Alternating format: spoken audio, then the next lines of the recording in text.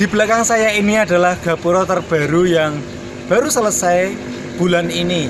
Seperti inilah, nanti akan saya tunjukkan view terkerennya.